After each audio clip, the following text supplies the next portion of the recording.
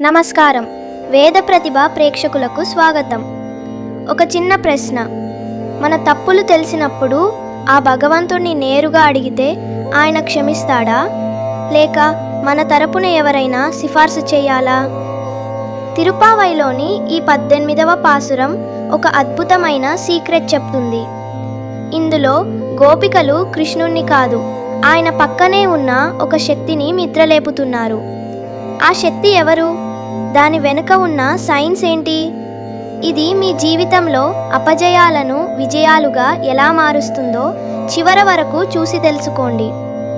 ముందుగా మన పండితుల వేదగానంలో ఆ పవిత్రమైన పాసురాన్ని విందాం.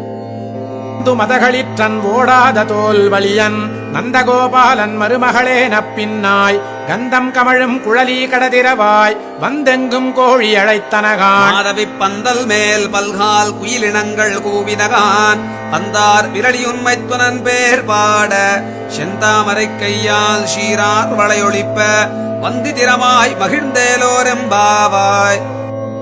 ఈ పాసురంలో నప్పిన్నై అనే మహాలక్ష్మి స్వరూపాన్ని గోపికలు ప్రార్థిస్తున్నారు.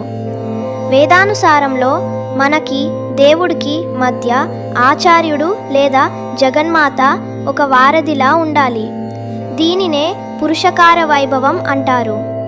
అంటే తండ్రి కోపంగా ఉన్నప్పుడు తల్లి ఎలాగైతే నచ్చజెప్పి మనకి కావాల్సింది ఇప్పిస్తుందో, నప్పిన్నై అమ్మవారు మన కోసం పరమాత్మతో వాదిస్తుంది. ఇక దీని వెనుక ఉన్న సైన్స్. ఈ పాసురంలో గాజుల గలగలలు, కోడి కూయడం, కోయిలల పాటలు ప్రస్తావించారు. తెల్లవారుజామున వచ్చే ఈ బయోరిథమ్స్ మన మెదడులోని ఆల్ఫా వేవ్స్ని యాక్టివేట్ చేస్తాయి. అమ్మవారి గాజుల శబ్దం ఓంకార నాదానికి సంకేతం. సైన్స్ పరంగా చూస్తే అధిక పౌనః పుణ్యం అంటే హై ఫ్రీక్వెన్సీ గల శబ్దాలు మనలోని నెగటివ్ ఎనర్జీని క్లీన్ చేస్తాయి. అమ్మవారు తలుపు తీయడం అంటే మన కళ్ళ ముందు ఉన్న అజ్ఞానపు పొరలు తొలగి కాస్మిక్ ఎనర్జీ మనలోకి ప్రవహించడం. జీవితంలో ఎంతటి కష్టం ఉన్నా ఒక్కసారి ఆ తల్లిని ఆశ్రయించి చూడండి, కృష్ణానుగ్రహం దానంతటా అదే లభిస్తుంది. ఈ ఆధ్యాత్మిక ప్రయాణంలో మాతో కలిసి నడవాలనుకుంటే ఇప్పుడే వేద ప్రతిభను సబ్స్క్రైబ్ చేసుకోండి.